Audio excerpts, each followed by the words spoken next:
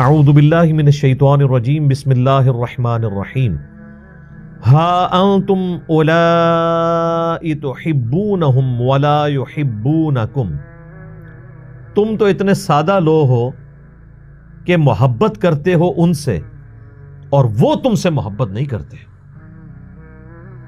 وَتُؤْمِنُونَ بِالْكِتَابِ كُلِّهِ، اور تمہارا حال یہ ہے کہ تم ساری کتابوں پر ایمان رکھتے ہو، تمام پیغمبروں کو مانتے ہو۔ لا نفرق بین احد من رسلہ، پیغمبروں میں ایمان لانے میں کسی میں فرق نہیں کرتے۔ تمہارے نزدیک موسیٰ علیہ السلام کا انکاری بھی ویسا ہی کافر ہے جس طرح کہ محمد رسول اللہ کا انکاری صلی اللہ علیہ وآلہ وسلم۔ تمہارے نزدیک عیسیٰ ابن مریم علیہ السلام کا کفر کرنے والا ویسا ہی ہے جس طرح کہ کوئی شخص ہمارے محبوب صلی اللہ علیہ وآلہ وسلم کی نبوت کا انکار کر دے۔ اسی طریقے سے ان پر نازل ہونے والی وحی اگرچہ ٹیمپرڈ فارم میں ہے، تحریف شدہ ہے، لیکن اس کے باوجود یہ ہمارا عقیدہ ہے کہ ان پہ جو کتابیں نازل ہوئی تھی وہ اللہ کی جانب سے تھی، اور وہ اپنے اپنے زمانے میں وہ ہدایت کی روشن نشانیاں تھیں اللہ کی طرف سے، جس طرح کہ اب قرآن ہے، اولڈ ٹیسٹمنٹ ہو، نیو ٹیسٹمنٹ ہو، یا یہ فائنل ٹیسٹمنٹ قرآن، یہ سب اللہ کی طرف سے۔ تو تم تو ان کی کتابوں کو، ان کے پیغمبروں کو بھی مانتے ہو، جبکہ وہ نہ تمہاری کتاب کو مانتے ہیں نہ تمہارے پیغمبر کو۔ وَإِذَا لَقُوكُمْ قَالُوا آمَنَّا، جب تم سے ملتے ہیں نا تو وہ کہتے ہیں ہم ایمان لاتے ہیں۔ ایسی کوئی بات نہیں، آپ کو غلط فہمی ہوئی ہے، ہم آپ کے ساتھ ہیں، آپ نے ہماری بات سے غلط تاثر لیا ہے، بدگمانی نہیں کرنی چاہیے۔ تو اس طرح کی تمہیں زبان کے ذریعے وہ سیٹسفیکشن کروانے کی کوشش کریں گے۔ وَإِذَا خَلَوْا عَضُّوا عَلَيْكُمُ الْأَنَامِلَ مِنَ الْغَيْظِ، جبکہ وہ الگ جب ہوتے ہیں نا تو اتنا غصہ کرتے ہیں کہ اپنی انگلیاں جو ہیں اپنے دانتوں میں چباتے ہیں۔ یہ غصے کے اظہار کے لیے یہ چیز عرب میں استعمال کی جاتی تھی، اور یہ اس بے بس شخص کا غصہ ہوتا ہے جو اپنا غصہ نکال نہ سکتا ہو۔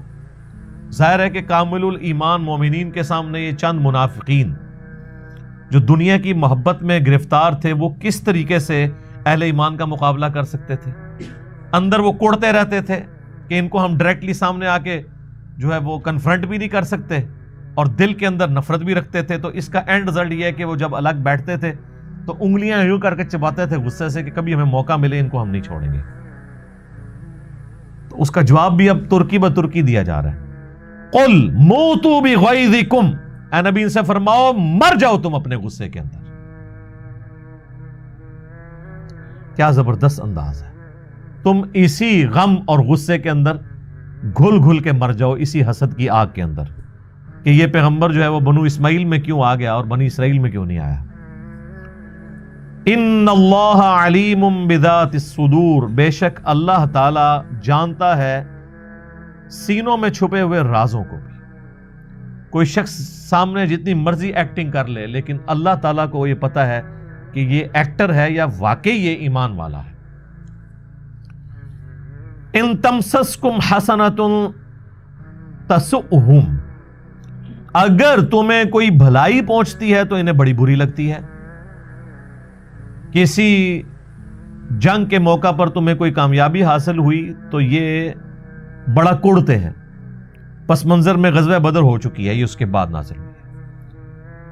یہ یہودی تو ایکسپیکٹ ہی نہیں کر رہے تھے کہ اس طرح کے نہتے مسلمان کافروں کے اتنے بڑے لشکر جرار کے مقابلے پر جو ہتھیاروں سے لیس تھا کامیابی حاصل کر لیں گے۔ اس وقت ہی ان کو سمجھ آنا چاہیے تھا کہ اللہ کی غیبی تائید ہے اپنے محبوب صلی اللہ علیہ وآلہ وسلم کے ساتھ۔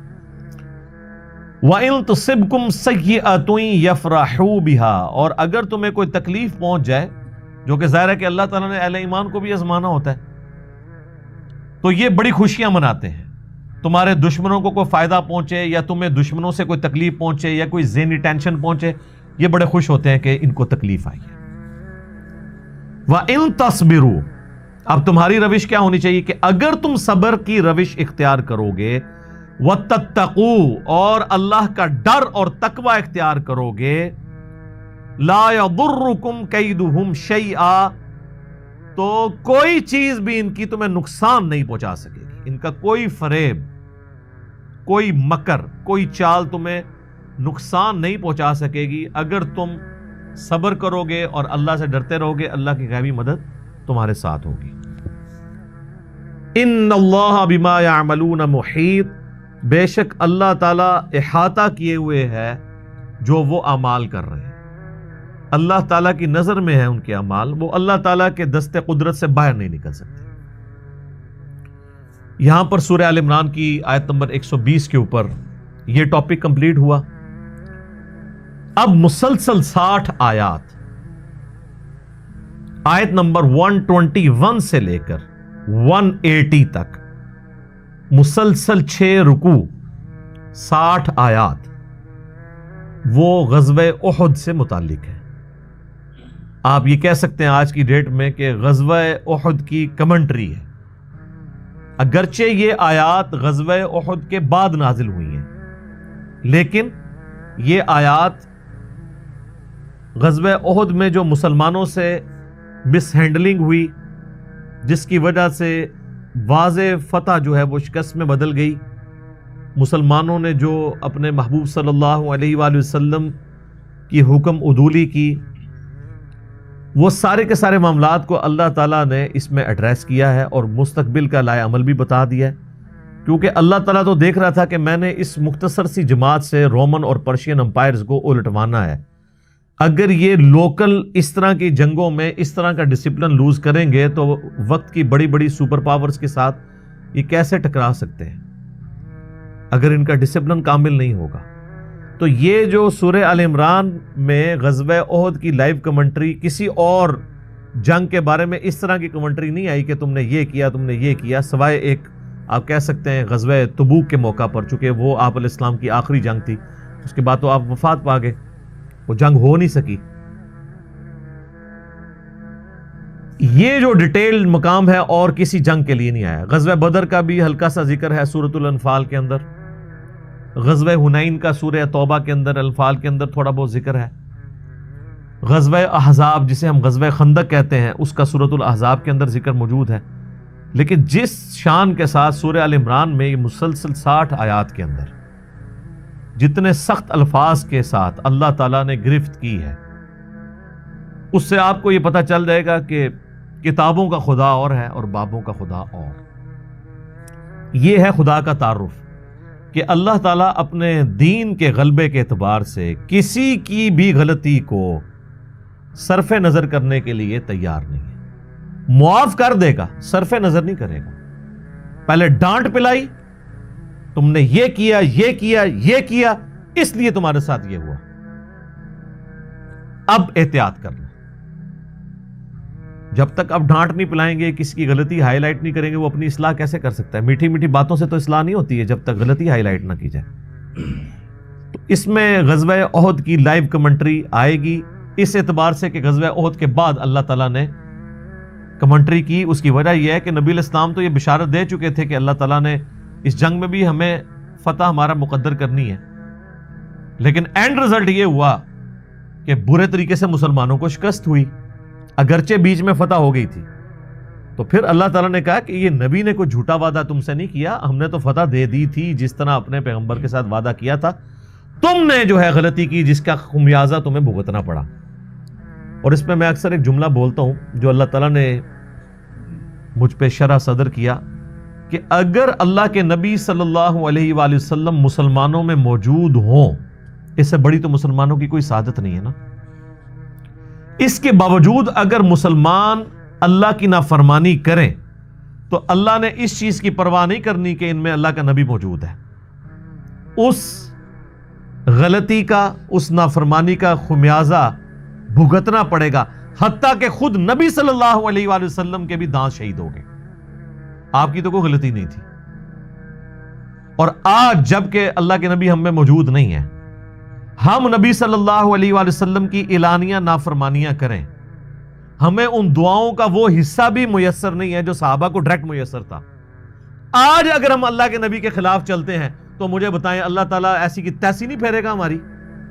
جبکہ دنیا میں اللہ کے نبی موجود تھے اور ان کامل الایمان مومنین نے اللہ کے نبی علیہ السلام کی نافرمانی کی تو اللہ تعالیٰ نے اپنے نبی کی بھی پرواہ نہیں کی، اس فتح کو شکست میں بدل دیا۔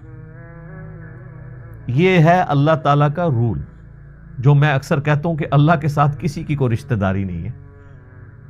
نبی کے ساتھ رشتہ داری آپ کی ہو سکتی ہے، میری ہو سکتی ہے، اللہ کا تو کوئی رشتہ دار نہیں ہے، وہ تو لم یلد ولم یولد ہے، اور وہ غنی ہے، بے پرواہ ہے، اسے کسی کی کوئی پرواہ نہیں ہے۔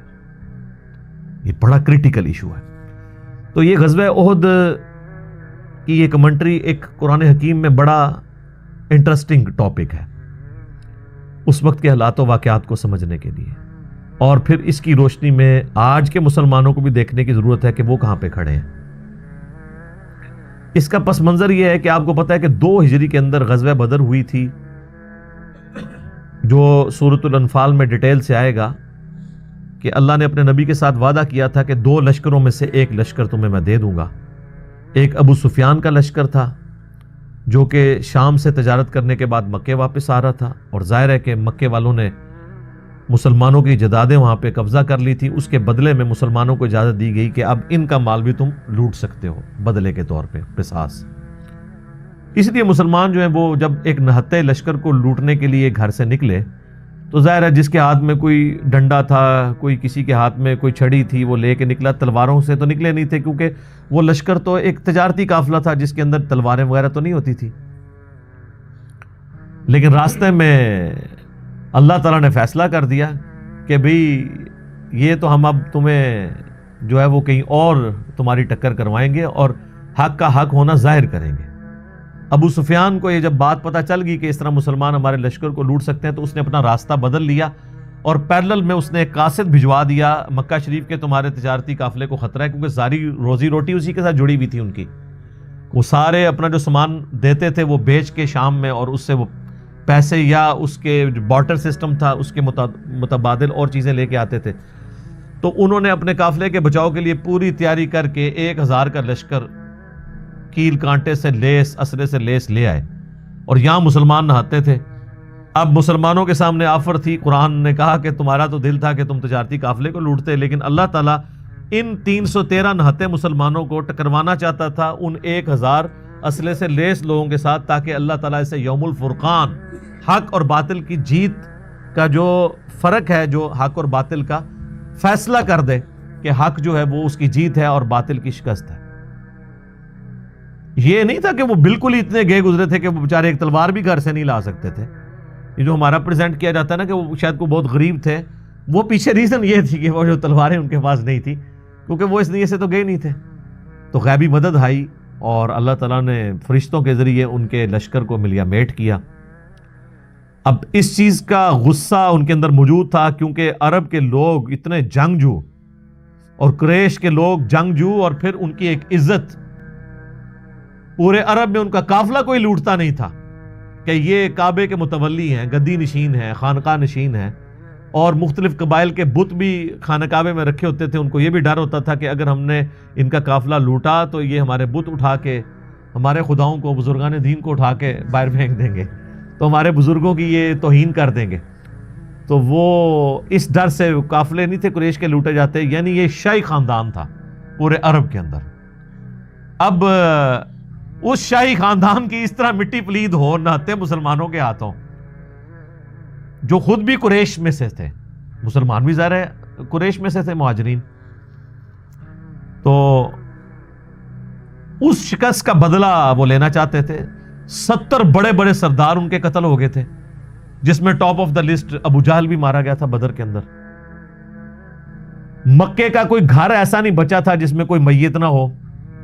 1 سال انہوں نے پوری تیاری کی کہ ہم نے یہ بدلہ اتارنا ہے۔ 3 ہجری میں پھر وہ بدلہ اتارنے کے لیے پوری تیاری کے ساتھ 3000 کا لشکر لے کے آئے وہ، اور اس دفعہ وہ آتے ہوئے عورتوں اور بچوں کو بھی ساتھ لے کے آئے کہ اگر ہم بھاگنے لگے تو ہمیں اس چیز کا ڈر ہوگا کہ ہمارے بچے اور ہماری عورتیں مسلمانوں کے ہاتھ لگ جائیں گی، تو ہمیں اس غیرت کی وجہ سے جان تو ہم دے دیں گے لیکن ہم پیچھے نہیں ہٹیں گے۔ اور اس دفعہ ان کے لشکر میں حضرت خالد بن ولید بھی شامل تھے، جو غزوہ بدر میں شامل نہیں ہو سکے تھے کیونکہ ابو جہل نے انہیں پیچھے مکے کے اندر سردار کے نائب کے طور پہ چھوڑا تھا۔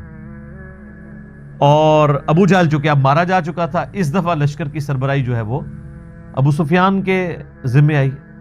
اب یہ اللہ کا کرنا ہے کہ بعد میں حضرت ابو سفیان نے بھی، حضرت خالد بن ولید نے بھی، دونوں نے اسلام قبول کر لیا رضی اللہ عنہما وعلیہم السلام۔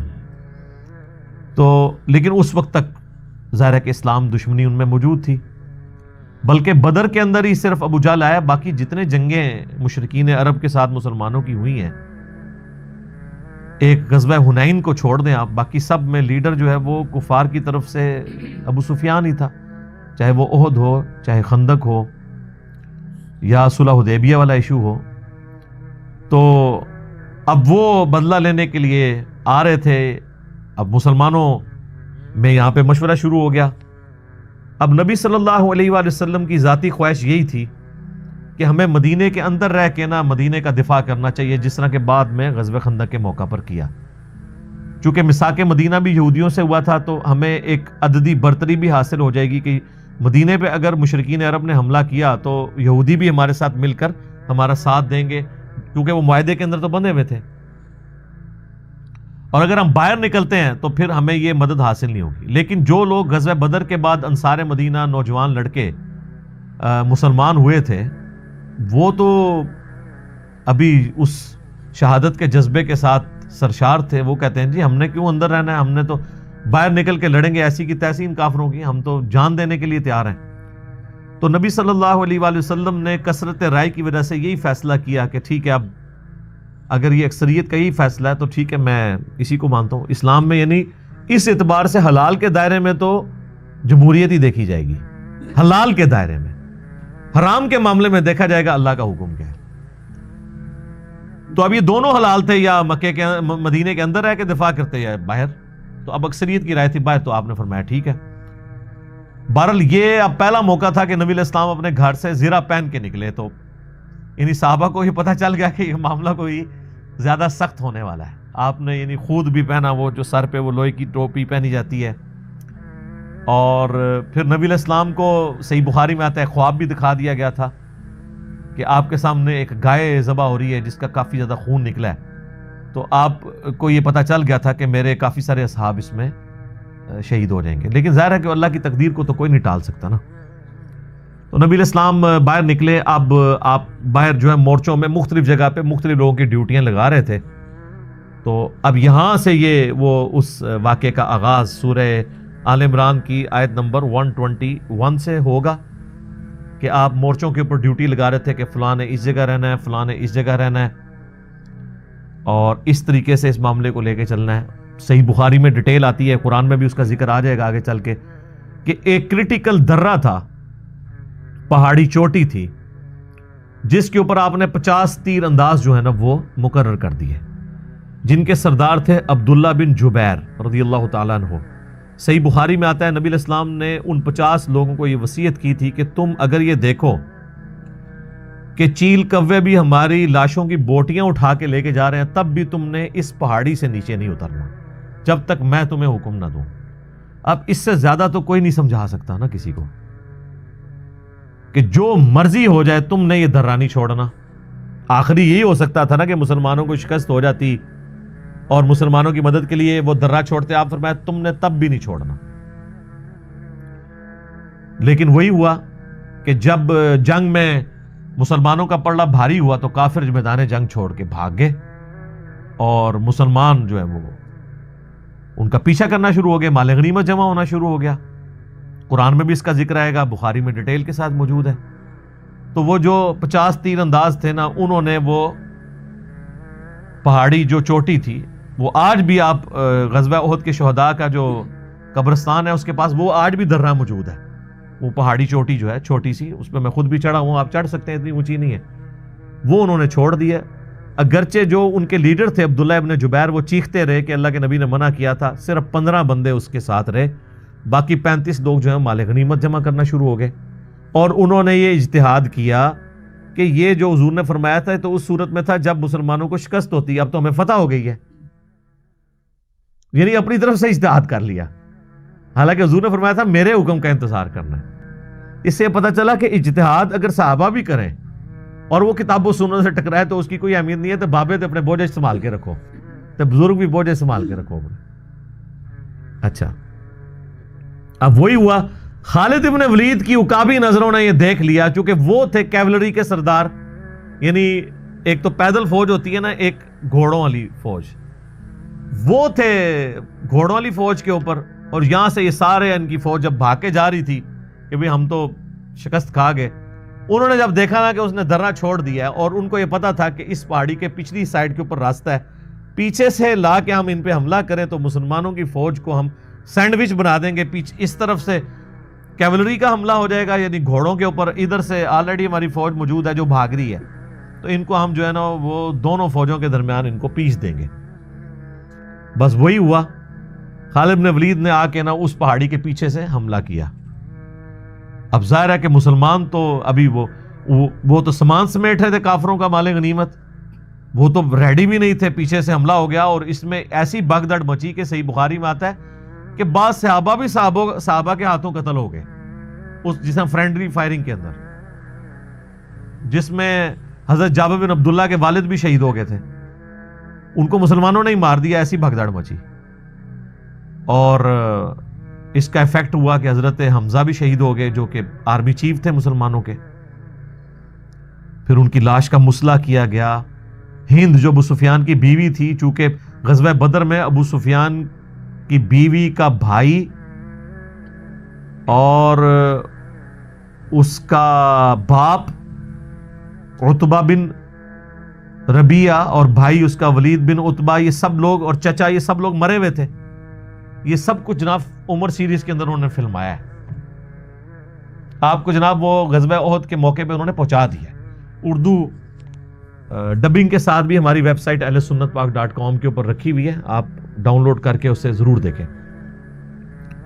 تو اس نے وہ کلیجہ چبایا اور مسئلہ کیا لاش کا,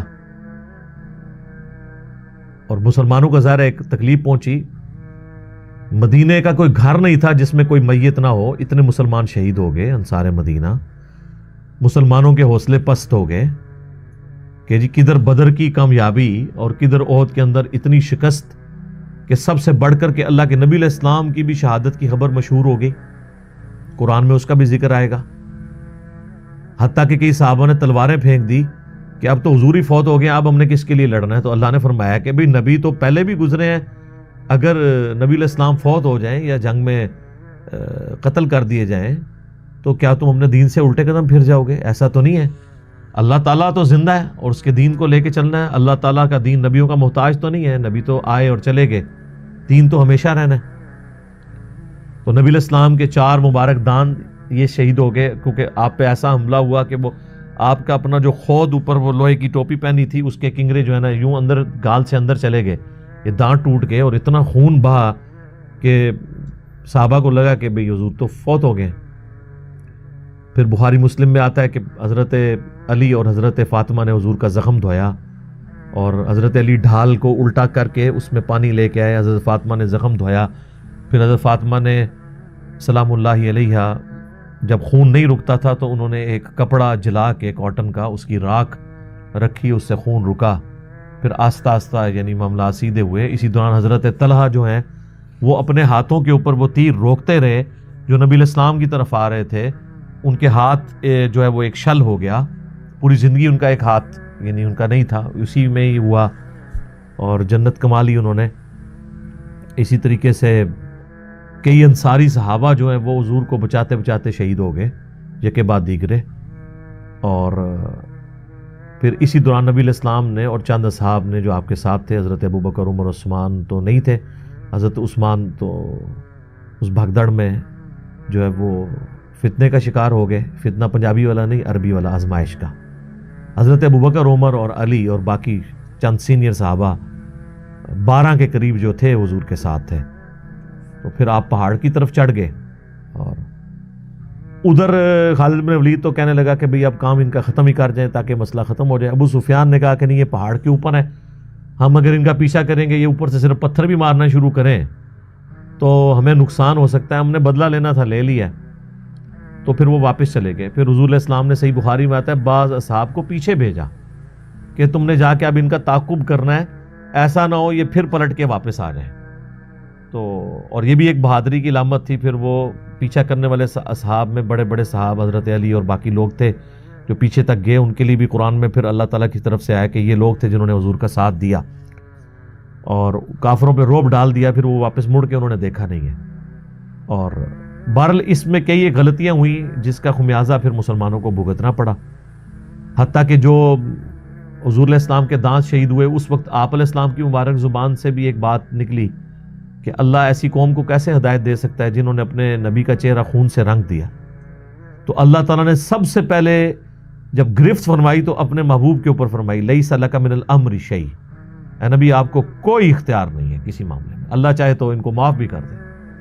اور وہی خالد بن ولید جس کی وجہ سے حضور کے دانت شہید ہوئے, اسی مبارک زبان سے خالد بن ولید کے لیے سیف اللہ کا لقب ملا اور وہ مسلمان بھی ہو گئے. تو یہ سارا میں نے ایک بلو پرنٹ آپ کے سامنے رکھ دیا ہے. اب آپ یہ آیات ہم جلدی جلدی کور کریں گے تو آپ کو اندازہ ہو جائے گا کہ میں نے جتنی باتیں بتائی ہیں آلموسٹ اس میں سکیٹرڈ فارم میں موجود ہے. بہرحال اس میں ایک بہت بڑا اور واقعہ بھی ہوا تھا کہ عبداللہ ابن ابی جو منافق تھا وہ اپنے ساتھ لشکر لے کے الگ ہو گیا بیچ میں سے. مسلمان یعنی جو ان میں سے آپ سمجھ لیں کہ ان کی ایک اعتبار سے کمر ہی ٹوٹ گئی, ٹھیک ہے, کہ وہ اپنے لوگوں کو لے کے سائیڈ پہ ہو گیا. تو ان کا ذکر بھی اللہ تعالیٰ نے اشارتاً اس میں کیا ہے, ان منافقین کا جنہوں نے مسلمانوں کی جمعیت کو نقصان پہنچانے کی کوشش کی. بہرحال اللہ تعالیٰ نے مسلمانوں کو اوورآل ایک فتح دی اور اس اعتبار سے کہ اپنا وعدہ پورا کیا, لیکن بعد میں اپنی غلطی کی وجہ سے ان کو ایک آزمائش سے بھی گزرنا پڑا. تو یہ بڑا ضروری تھا کہ اللہ تعالیٰ اس کے اوپر مسلمانوں کی دل جوئی بھی کرتا, غلطی کو ہائی لائٹ کرتا, لیکن ظاہر ہے کہ تمام دل دکھے ہوئے تھے. اور ظاہر ہے کہ جن لوگوں نے بدر کی فتح دیکھی تھی, احد کی شکست سے کئی لوگوں کے ایمان بھی متزلزل ہو گئے ہوں گے. تو اس اعتبار سے ضروری تھا کہ اللہ تعالیٰ ان ساری چیزوں کو ایڈریس کرتا. تو عبداللہ بن ابی کا وہ جو 300 کا لشکر لے کے لادہ ہوا تھا اس کا ذکر بھی اس کے اندر موجود ہے. پیچھے پھر 700 کے قریب مسلمان رہ گئے. اب یہ جناب وہ سٹارٹ ہو رہی ہیں آیات. سورہ آل عمران آیت نمبر 121. وَإِذْ غَدَوْتَ مِنْ أَهْلِكَ تُبَوِّئُ الْمُؤْمِنِينَ مَقَاعِدَ لِلْقِتَالِ. اور اے محبوب یاد کرو وہ وقت جب صبح کے وقت آپ علیہ السلام رخصت ہوئے اپنے گھر سے اور آپ کے اصحاب بھی میدان احد کے لیے, اور آپ مورچوں پر جنگ کے لیے صحابہ کی ڈیوٹیاں لگا رہے تھے. یعنی وہ اب میدان جنگ کی تیاری ہے اور نبی علیہ السلام لوگوں کی ڈیوٹیاں اسائن کر رہے ہیں, تم نے یہاں رہنا ہے, تم نے یہاں رہنا ہے. واللہ سمیع علیم, اور اللہ تعالیٰ سننے والا اور علم والا ہے. یعنی یہ جو کچھ ہو رہا تھا اللہ کے سامنے ہو رہا تھا, اللہ غافل نہیں تھا. اللہ اپنے محبوب علیہ السلام اور ان کے جانثار صحابہ کی اس قربانی کو دیکھ رہا تھا.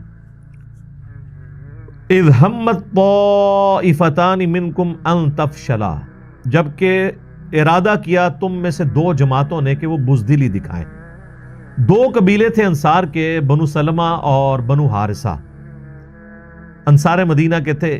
جب عبداللہ ابن ابی اپنے 300 ساتھی لے کے سائیڈ پہ ہو گیا تو ان کے بھی پاؤں لڑکھڑا گئے کہ یار ہمیں لڑنا چاہیے, نہیں لڑنا چاہیے. ظاہر ہے جان تو سب کو عزیز ہے, تو لیکن اللہ تعالیٰ نے ان کے دلوں کو مضبوط کیا. واللہ ولیہما, اور اللہ ان کا مددگار تھا, پشپناہ تھا. وعلی اللہ فلیتوکل المؤمنون, اور اللہ ہی پر توکل کرنا چاہیے اہل ایمان کو. صحیح بخاری اور مسلم دونوں میں آتا ہے کہ جابر بن عبداللہ یہ آیات پڑھا کرتے تھے, اور یہ آیت نمبر 122 سورہ آل عمران کی, اور کہا کرتے تھے یہ ہمارے انصار کے 2 قبیلوں کا ذکر ہوا ہے, بنو سلمہ اور بنو حارثہ کا, اور وہ کہتے ہیں مجھے یہ ذکر پسند ہے اگرچہ اس میں ہمارا عیب بیان ہوا ہے کہ ہم نے بزدلی دکھائی اور پھر اللہ نے ہمیں مضبوط کیا. لیکن کہتے ہیں اس میں جو اللہ نے فرما دیا نا واللہ ولیہما, اللہ ان دونوں کا پشت پناہ تھا, ان دونوں قبیلوں کا. تو یہ اللہ کی پشت پناہی ہمارے پیچھے ہونا یہ اتنی محبوب ہے کہ ہم اپنی اس بزدلی کو بھول جاتے ہیں. ہمیں خوشی محسوس ہوتی ہے کہ اللہ ہمارا پشت پناہ. تو وہ فخریہ طور پہ بتایا کرتے تھے کہ یہ ہمارے قبیلے. وَلَقَدْ نَصَرَكُمُ اللَّهُ بِبَدْرٍ وَأَنْتُمْ أَذِلَّةٌ، اور بے شک اللہ تعالیٰ تمہاری مدد فرما چکا ہے اس سے پہلے غزوہ بدر کے موقع پر جبکہ تم بڑے کمزور تھے۔ یہ اذلہ عربی کا لفظ ہے، یہ پنجابی والا یا اردو والا ذلیل نہیں ہے، اس سے مراد ہے کمزور۔ فَاتَّقُوا اللَّهَ لَعَلَّكُمْ تَشْكُرُونَ، پس ڈرتے رہا کرو اللہ سے تاکہ تم اس کا شکر ادا کر سکو۔ اللہم اعنا علی ذکرک و شکرک و حسن عبادتک، آمین۔ اذ تقول للمؤمنین، اور وہ وقت یاد کرو جب اے نبی صلی اللہ علیہ وآلہ وسلم تم اہل ایمان اپنے اصحاب سے فرما رہے تھے أَلَنْ يَكْفِيَكُمْ أَنْ يُمِدَّكُمْ رَبُّكُمْ بِثَلَاثَةِ آلَافٍ مِّنَ الْمَلَائِكَةِ مُنزَلِينَ، کیا تمہیں یہ کافی نہیں ہے کہ اللہ تعالیٰ تمہاری مدد فرمائے گا 3000 فرشتوں کے ذریعے؟ اچھا، بعض لوگوں کا یہ خیال ہے کہ یہ جو فرشتوں کی مدد کا ذکر یہاں پہ آ رہا ہے اس سے مراد غزوہ بدر ہے، اور بعض مفسرین کہتے ہیں نہیں، یہ غزوہ احد کا ہی ذکر ہے۔ میرا بھی خیال یہی ہے کہ غزوہ احد کی طرف ہی اس میں اشارہ ہے، کیونکہ 3000 کا لشکر آیا تھا کافروں کی طرف سے، اور مسلمان تھے 1000، اس میں سے بھی 300 نکل گئے عبداللہ ابن ابی کے ساتھ، 700 پیچھے بچ گئے۔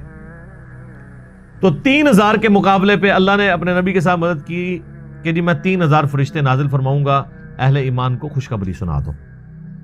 بلا ان تصبروا، کیوں نہیں، اگر تم صبر کرو گے، وتتقوا، اور تقوی کی روش اختیار کرو گے، ویأتوکم من فورہم ھذا یمددکم ربکم بخمسۃ آلاف من الملائکۃ مسومین، اگر تم صبر کرو اور تقوی کی روش اختیار کرو تو کفار پر تیزی سے اسی وقت، فوری، یہ فوری کا لفظ اردو میں بھی استعمال ہوتا ہے، یہ عربی کا لفظ ہے، فورہم، فوراً اللہ تعالیٰ مدد فرمائے گا تمہاری 5000 فرشتوں کے ذریعے سے، جو نشان والے ہوں گے، وہ نشان زدہ گھوڑے، جس طرح عرب کے اندر ایک بڑے سمجھے جاتے تھے نا کہ یہ طاقتور گھوڑے اور جن میں بڑے جوان مرد بیٹھے ہوتے تھے، تو اس کی مثال اللہ تعالیٰ نے دی ہے۔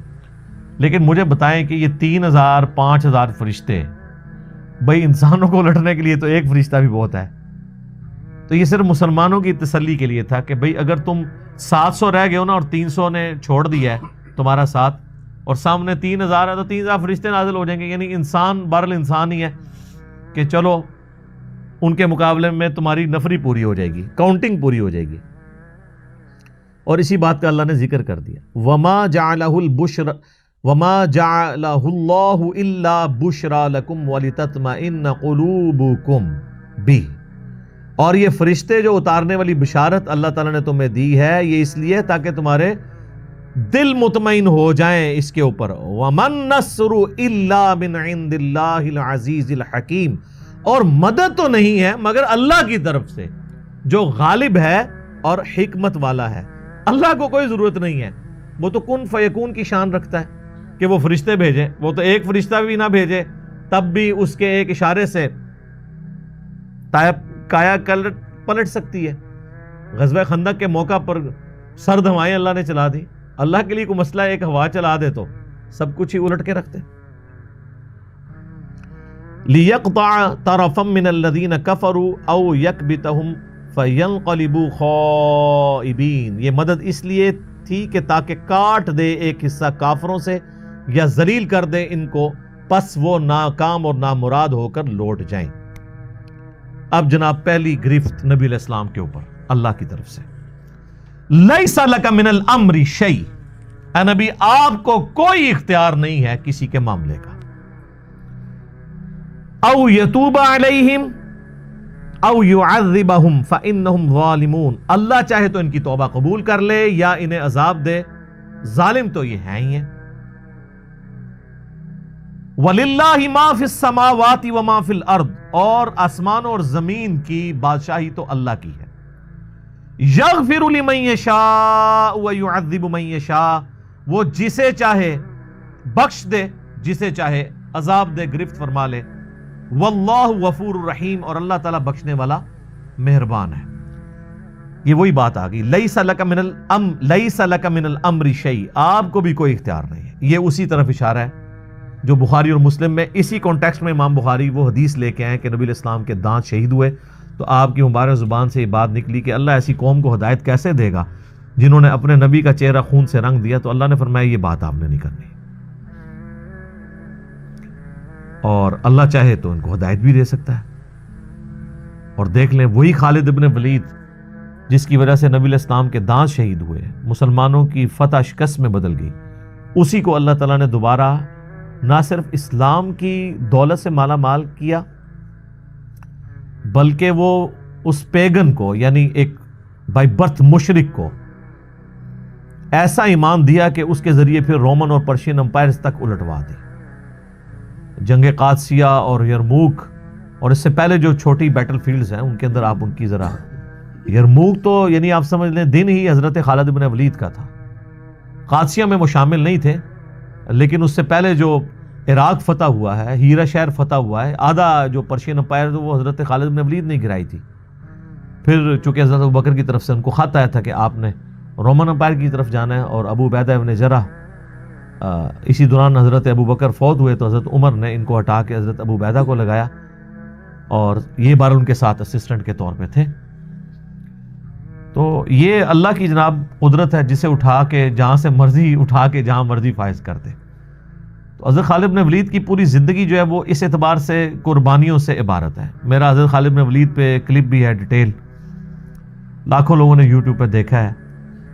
حضرت خالد بن ولید سیف اللہ آپ لکھیں تو وہ کلپ کھل جائے گا۔ آج ٹاپک نہیں ہے، میں اس کو یہاں پہ سکپ کرتا ہوں۔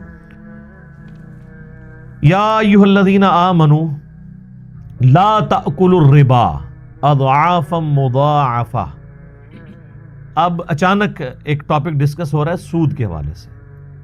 سود کے پیچھے جو ہے نا سودی ذہنیت ہوتی ہے مال کے ذریعے مال کمانے کی۔ ایک ہے کاروبار کہ مال کے ذریعے کاروبار کریں اور اس سے مال کمائیں، وہ بالکل حلال ہے، اس میں کسی کا استحصال نہیں ہوتا بلکہ کئی لوگوں کی روزی روٹی کھل جاتی ہے۔ لیکن دوسرا احتسالی نظام یہ ہے کہ آپ کاروبار کی مشقت اٹھائیں ہی نہ، بلکہ غریب لوگوں کو آپ ادھار دے دیں سود کے اوپر مال، اور پھر گھر بیٹھے ہوئے اس میں سے کھانا شروع کرتے ہیں۔ یہ ہے جو امیر کو امیر تر اور غریب کو غریب تر کرنے والا نظام ہے، اور یہ ہے حرام۔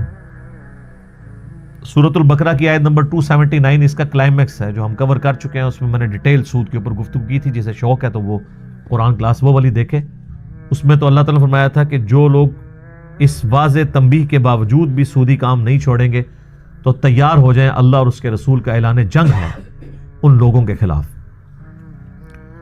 تو یہاں پر بھی چونکہ دنیا کی مال کی محبت کی وجہ سے واضح فتح شکست میں بدل گئی مال غنیمت جمع کرنے کی وجہ سے، تو بیسیکلی یہ اس کی تمہید باندھی جا رہی ہے کہ یہ جو مال کی محبت ہے جس میں ٹاپ آف دا لسٹ سودی سسٹم ہے، یہ انسان کو پھر یہی دن دکھاتا ہے واتقوا اللہ، اور ڈر جاؤ اللہ سے لعلکم تفلحون، تاکہ تم فلاح پاؤ۔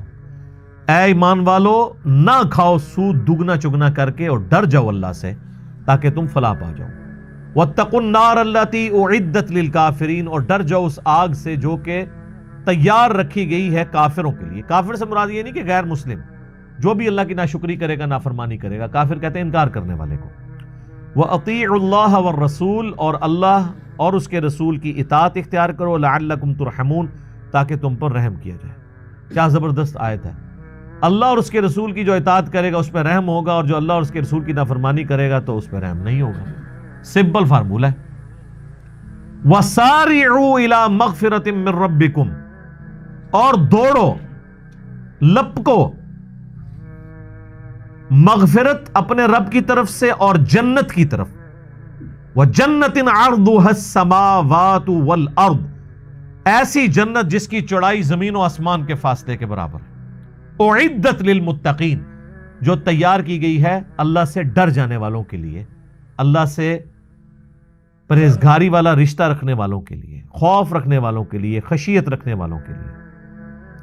اور ان کی نشانی بھی بتا دی کیا ہے؟ الذین ينفقون فی السراء والضراء، یہ پرہیزگار لوگ وہ ہوں گے کہ جو اللہ کی راہ میں خرچ کرتے ہیں، چاہے ان پہ خوشحالی ہو یا تنگ دستی ہو۔ اور خرچ کرنا صرف مال کا خرچ کرنا نہیں ہوتا، جان مال ایفرٹ پٹ کرنا، ہر لحاظ سے وہ اللہ کی راہ میں خرچ کرنے کے لیے تیار ہوتے ہیں۔ والکاظمین الغیظ، اور وہ غصے پہ ضبط پانے والے ہوتے ہیں۔ والعافین عن الناس، اور لوگوں سے درگزر کی روش اختیار کرتے ہیں۔ تو ظاہر ہے یہ لوگوں سے درگزر کی روش اور لوگوں کو معافی کی روش کون اختیار کر سکتا ہے؟ جو صبر کرنے والا ہوگا۔ اسی لیے تو کہا گیا کہ ان اللہ مع الصابرین، بے شک اللہ تعالیٰ صبر کرنے والوں کے ساتھ ہے۔ واللہ یحب المحسنین، اور اللہ تعالیٰ محبت کرتا ہے محسنین کے ساتھ، احسان کی روش اختیار کرنے والوں کے ساتھ۔ اللہم اجعلنا منہم، آمین۔ یعنی احسان کی روش اختیار کرنے والے نیکوکار دراصل وہ لوگ ہیں جن کے اندر یہ خوبی پائی جائے گی کہ وہ چاہے خوشحال ہوں یا تنگ دست، ہر معاملے میں اللہ تعالیٰ کے دین کی مدد کے لیے کھڑے ہوں گے، جان مال عزت آبرو کی قربانی دیں گے، اور لوگوں سے معافی والی روش اختیار کریں گے اور غصے کو پی جانے والے ہوں گے۔ والذین اذا فعلوا فاحشۃ او ظلموا انفسہم، اور ان کی نشانی یہ ہے کہ اگر وہ کہیں پہ کوئی بے حیائی کا کام کر بیٹھیں یا اپنے نفس پر ظلم کر بیٹھیں، یعنی کوئی گناہ ان سے سرزد ہو جائے، ذکروا اللہ فاستغفروا لذنوبہم، تو وہ فوراً اللہ کے ذکر میں مشغول ہو جاتے ہیں اور اللہ سے معافی کے طلبگار ہوتے ہیں۔ جب کبھی غلطی ہو، کبھی گناہ ہو جائے، فوراً اللہ کی طرف رجوع لاتے ہیں۔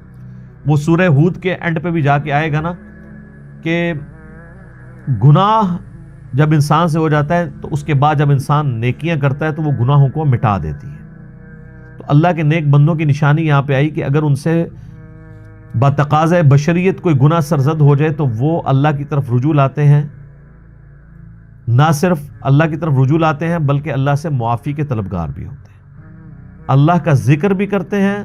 ذکر کرنے کی برکت سے چونکہ ذکر نیکی ہے، اس کی وجہ سے ان کا وہ گناہ دھلتا ہے، اور پھر اللہ سے معافی بھی مانگتے ہیں۔ تو یہاں معافی کا طریقہ بھی بتایا گیا کہ صرف استغفر اللہ پڑھنے سے معافی نہیں ہوگی، بلکہ اللہ کی طرف رجوع لانے کے ساتھ اللہ کا ذکر بھی کریں گے، اور پھر توبہ بھی ایسی ہونی چاہیے کہ آگے کو نصیحت بنے۔ یہ نہیں ہے کہ اگلے گناہ کی امید کے اوپر توبہ کر لیجئے کہ ابھی توبہ کر لے تو پھر میں گناہ کروں گا، ایسا نہیں۔ وَمَن يَغْفِرُ الذُّنُوبَ إِلَّا اللَّهُ، اور کون بخشے گا اللہ کے سوا گناہوں کو؟ ظاہر ہے اللہ ہی کی طرف رجوع لانا ہے۔ جیسے آپ اس کی مثال دنیاوی اعتبار سے دیکھ سکتے ہیں کہ چھوٹے بچے کو جب ماں مارتی ہے نا تو وہ بھاگ کے ماں کی گود میں ہی پناہ لے رہا ہوتا ہے۔ یہ بہت چھوٹے بچے، یہ جو بڑے ہو جاتے ہیں تو بہت شرارتی ہو جاتے ہیں نا، وہ تو فوراً دادی دادا کے پاس چلے جاتے ہیں۔ جب ان کو ان کی ماں مارتی ہے تو وہ دادی دادا کے پاس جاتے ہیں، لیکن جو بہت چھوٹا بچہ ہے نا، آپ دیکھیں اس کو مارے بھی نا تو وہ پھر گود میں ہی گھستا ہے ماں کی۔ تو اللہ تعالیٰ مارے کہ اللہ کے سوا پھر بخشے گا بھی کون؟ بخشنا بھی تو اللہ ہی نے ہے، اور اللہ کی نافرمانی کی ہے تو آپ نے اللہ ہی کی طرف رجوع کرنا ہے، کیونکہ اللہ تعالیٰ کی نافرمانی کی ہے نا، اللہ کے معاملے میں کوتاہی کی ہے نا۔ وَلَمْ يُصِرُّوا عَلَىٰ مَا فَعَلُوا، اور وہ اپنے کیے ہوئے جرم کے اوپر اصرار نہیں کرتے، یعنی اپنے گناہ کی جسٹیفیکیشن نہیں دیتے۔ یہی آدم میں اور شیطان میں فرق ہے۔ آپ دیکھیں آدم علیہ السلام نے اپنی غلطی کے اوپر معافی مانگ لی تھی، ربنا ظلمنا انفسنا وان لم تغفر لنا وترحمنا لنکونن من الخاسرین، اور شیطان نے کیا کہا تھا کہ میں اس سے افضل ہوں، تو نے اسے جو ہے وہ مٹی سے پیدا کیا ہے، مجھے آگ سے، اور اس نے اپنی غلطی کی جسٹیفیکیشن دی تھی، جبکہ آدم علیہ السلام نے اپنی غلطی کی جسٹیفیکیشن کی بجائے معافی مانگ لی۔ تو آدمی وہ ہوگا جس کی نسبت آدم کے ساتھ، اور جو شیطان کی روش اختیار کرے گا کہ اپنے گناہ پہ جسٹیفیکیشن دے گا، وہ پھر شیطان کے ساتھ اپنی نسبت کو جوڑ رہا ہوگا، وہ آدم کا بچہ نہیں ہوگا، وہ شیطان کا بچہ ہوگا۔ وَهُمْ يَعْلَمُونَ، اور وہ جانتے ہیں، اس حال میں کہ وہ جانتے ہیں اس بات کو کہ اللہ ہی نے معاف کرنا ہے، وہ گناہ کرنے کے بعد اس کے اوپر اصرار نہیں کرتے۔ اولئک جزاؤہم مغفرۃ من ربہم، یہ وہ نیک بخت لوگ ہیں جن کے لیے مغفرت ہے ان کے رب کی جانب سے، وجنات تجری من تحتها الانہار، اور ایسے باغات ہیں جن کے نیچے نہریں بہتی ہوں گی، خالدین فیہا، وہ اس میں رہیں گے ہمیشہ ہمیش، وَنِعْمَ أَجْرُ الْعَامِلِينَ، اور کیا ہی اچھا بدلہ ہے عمل کرنے والوں، یعنی عمل کیے بغیر کو بدلہ نہیں ملنا، زبانی کلامی نعرے مارنے سے کچھ نہیں ہونا۔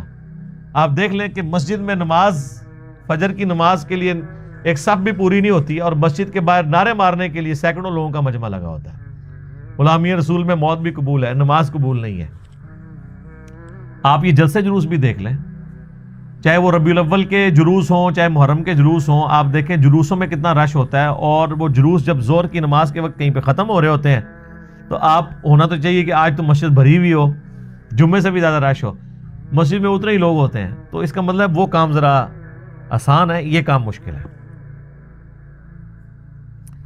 قد خلت من قبلکم سنن، اس سے پہلے بھی قوموں کا جو عروج اور زوال ہے اس کے اعتبار سے اللہ کا ایک طریقہ کار رہا ہے۔ فسیروا فی الارض، تو چلو زمین میں، فانظروا، اور دیکھو، کیف کان عاقبۃ المکذبین، اللہ تعالیٰ نے حق جھٹلانے والوں کا کیا انجام کیا۔ ظاہر ہے کہ یہ عرب کے لوگ چونکہ تجارتی سفر پہ جب شام جایا کرتے تھے تو راستے میں ان کھنڈرات کو دیکھا کرتے تھے، ابھی بھی وہ عرب کے کئی کھنڈرات آثار قدیمہ کے طور پہ قوم عاد اور سمود کی جو تباہی کے مناظر ہیں وہ ابھی بھی موجود ہیں، ان کے بڑے ہوئے بڑے بڑے گھر، محلات جو پہاڑ تراش کے وہ بناتے تھے۔ تو اللہ طرف مارا ہے کہ ذرا یہ قوموں کی تباہی کا منظر جو ہے نا تجارت کرتے ہوئے راستے میں دیکھا کرو کہ تم سے پہلے جن لوگوں نے اللہ کی نافرمانی کی، جو طاقت میں تم سے زیادہ تھے، اللہ نے ان کو تباہ و برباد کر دیا، تو تم کیا اپنے آپ کو سمجھتے ہو؟ تمہاری تو کوئی اوقات ہی نہیں ہے۔ ھذا بیان للناس، یہ ایک بیان ہے لوگوں کے لیے، وَھُدًى وَمَوْعِظَةٌ لِّلْمُتَّقِينَ، اور ہدایت ہے اور واعظ و نصیحت ہے ان لوگوں کے لیے جو واقعی ڈر جائیں کہ انہیں ان کی مرضی کے بغیر جس رب نے پیدا کیا ہے اگر اس کی نافرمانی کریں گے تو وہ پھر چھوڑے گا نہیں۔ یعنی یہ قرآن کے بارے میں آ رہا ہے کہ قرآن وہ بیان ہے جو ساری انسانیت کے لیے ہے، یہاں پہ مسلمانوں کے لیے نہیں، پوری انسانیت کے لیے۔ ھذا بیان للناس، پوری انسانیت کے لیے یہ قرآن جو ہے وہ بیان ہے، وَھُدًى، وہ اور ہدایت ہے، وَمَوْعِظَةٌ لِّلْمُتَّقِينَ، اور واعظ و نصیحت ہے ان لوگوں کے لیے جو واقعی ڈر جائیں کہ ہمیں مرنے کے بعد اپنے رب کے حضور پیش ہونا ہے۔ وَلَا تَهِنُوا، یہ بڑی اہم آیت آ رہی ہے، آج کے اعتبار سے بھی بہت اہم ہے، سورہ آل عمران کی آیت نمبر 139۔ وَلَا تَهِنُوا وَلَا تَحْزَنُوا، اور نہ ہمت ہارو اور نہ غم کھاؤ، وَأَنْتُمُ الْأَعْلَوْنَ إِن كُنتُم مُؤْمِنِينَ، تم ہی سر بلند رہو گے، تم ہی غالب رہو گے اگر تم واقعی مومن ہوئے۔ ویسے طویل خاص کے اعتبار سے تو یہ مسلمان جو تازہ تازہ زخم کھا چکے تھے ان کو تسلی دی گئی ہے، کوئی نہیں، آندہ تمہاری فتوحات پکی ہے، لیکن تم نے اللہ کے تابع فرمان بن کے رہنا ہے، اور کیا ہے کہ ہمت دکھانی ہے اور غم نہیں کھانا، اور تم ہی غالب ہوگے اگر تمہارا ایمان سچا ہوا۔ بس اس کو اب الٹ کر لیں، ہمت نہیں دکھاؤ گے اور بس غم ہی کھاتے رہو گے کہ کیا ہو رہا ہے جی، یہودیاں دی سازش ہو رہی ہے مسلمانوں خلاف، تو اور کہ یہودی سازش نہ کرن تے کہ کرن، تواڈے یعنی آ کے گلے چ ہار پاون، سازش ہی کرنی ہے، انہاں دا یہی کام ہے نا۔ تو اور سچے مومن بھی نہیں ہے تو پھر ذلیل و خوار ہی ہو گئے، کبھی کامیاب نہیں ہو گئے۔ تین باتیں ذکر ہوئی ہیں نا، ہمت نہیں ہارنی، ہمت جاری رکھنی ہے، غم نہیں کھانا، اللہ پہ توکل کرتے ہوئے آگے چلنا ہے، اور ایمان اپنا سلامت رکھنا ہے، تو اللہ تعالیٰ تمہیں غلبہ دے گا۔ اور اس کے الٹ کیا ہوگا، ایمان میں کمزوری آئی اور تم نے خود بھی ہمت دکھائی اور بس غم ہی بیٹھ کے کھاتے رہے اور پریکٹیکلی کوئی کام نہ کیا، تو پھر تباہ و برباد بھی ہو جاؤ، جو آج نظر آ رہا ہے۔ صحیح مسلم میں حدیث ہے، حضرت عمر کہتے ہیں کہ میں نے نبی علیہ السلام کو خود ممبر پہ یہ بات فرماتے ہوئے سنی تھی کہ اللہ تعالیٰ اس کتاب کی وجہ سے قوموں کو عروج دے گا اور اس کتاب کی وجہ سے قوموں کو ذلیل کر دے گا۔ اسی کو ڈاکٹر اقبال نے صحیح مسلم کی اس حدیث کو شعر کی شکل میں کہا ہے نا، جواب شکوہ میں، وہ زمانے میں معزز تھے مسلمان ہو کر اور تم خوار ہوئے تارک قرآن ہو کر۔ یعنی صحابہ کو، اہل بیت کو اللہ نے جو شانیں دی تھیں کہ پوری دنیا انہوں نے تلپٹ کر دی، کس وجہ سے؟ قرآن کو پکڑنے کی وجہ سے، اور تم قرآن کو چھوڑ کر ذلیل و خوار ہو گئے۔ اور یہی بات غدیر خم کی حدیث میں بھی ہے، صحیح مسلم میں، اس میں قرآن و اہل بیت کا ذکر آیا، لیکن قرآن کا جس شان سے ذکر آیا کہ قرآن اللہ کی کتاب ہے، اس میں ہدایت ہے، اس میں نور ہے، یہ اللہ کی رسی ہے، تم اسے پکڑو، اپنا تعلق اس کے ساتھ مضبوط کرو۔ جو اللہ کی اس رسی قرآن کو پکڑے گا وہ ہدایت پر ہوگا، جو چھوڑ دے گا وہ گمراہ ہو جائے گا۔ اور دوسری بھاری چیز میرے اہل بیت ہیں، میں اپنے اہل بیت کے معاملے میں تمہیں اللہ کا خوف دلاتا ہوں۔ تو مسلمانوں نے نہ قرآن کو پکڑا اور نہ اہل بیت کو زندہ چھوڑا، بالکل الٹ چلے۔ اہل بیت کے ساتھ حسن سلوک کا حکم تھا، ان کے ساتھ بدسلوکی کی۔ قرآن کو پکڑنے کا حکم تھا گمراہی سے بچنے کے لیے، اس کو اللہ کی رسی کے طور پر، وَاعْتَصِمُوا بِحَبْلِ اللَّهِ جَمِيعًا وَلَا تَفَرَّقُوا، جو اسی سورہ آل عمران کی آیت نمبر 103 گزر چکی ہے، بالکل اس کے الٹ چلے۔ تو اب اللہ تعالیٰ دیکھیں، اللہ تعالیٰ فرما رہا ہے کہ بھائی پھر تو یہی کچھ تمہارے ساتھ ہونا ہے، اگر تم نے مومن بن کے رہنا ہے پکے، پھر اللہ کی غیبی مدد ہوگی۔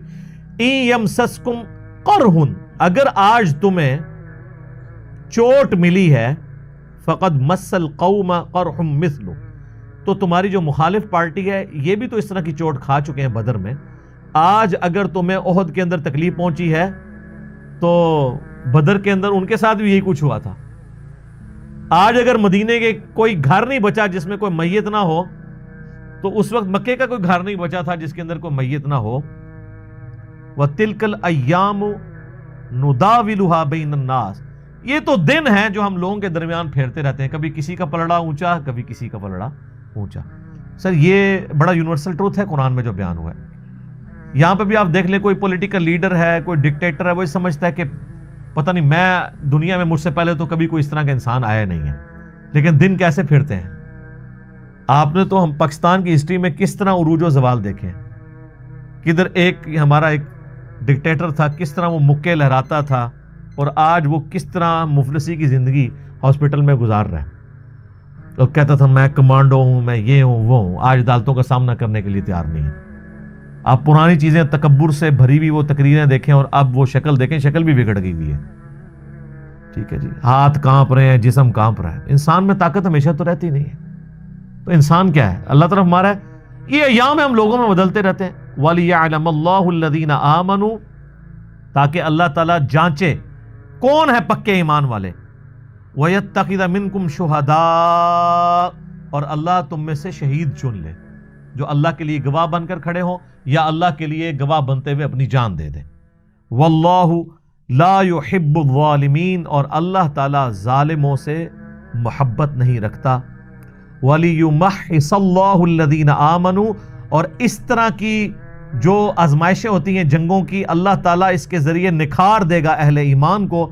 وَيَمْحَقَ الْكَافِرِينَ، اور اللہ تعالیٰ مٹا دے گا کافروں کو۔ تو یعنی اب وہ غزوہ احد کے اندر جو کچھ نقصان پہنچا، تو اللہ تعالیٰ پہلے اس اعتبار سے تسلی دے رہا ہے کہ اس طرح کے نقصانات تمہارے مخالفین کو بھی ہوئے ہیں، یہ آزمائش ہے۔ اب یہ نہیں کہ بالکل ہی ہمت ہار کے اس اعتبار سے بیٹھ جاؤ۔ اب اگلی آیت چونکہ بہت اہم ہے، بہت کریٹیکل آیت ہے، لہٰذا میں انشاءاللہ اس کو اگلے درس کے اندر ڈسکس کروں گا۔ اب ہمارے درس کا وقت چونکہ ختم ہو چکا ہے۔ اللہ تعالیٰ سے دعا ہے جو حق بات میں نے کہی اللہ تعالیٰ ہمارے دلوں میں راسخ فرمائے۔ اگر جذبات میں میرے منہ سے کوئی غلط بات نکل گئی تو اللہ تعالیٰ ہمارے دلوں ہی سے اسے معاف کر دے۔ ہمیں کتاب و سنت کی تعلیمات پر عمل کر کے دوسرے بھائیوں تک پہنچانے کی توفیق عطا فرمائے۔ سبحانک اللہم و بحمدک، اشہد ان لا الہ الا انت، استغفرک و اتوب الیک، وما علینا الا البلاغ المبین۔ جزاکم اللہ خیرا، احسن الجزاء۔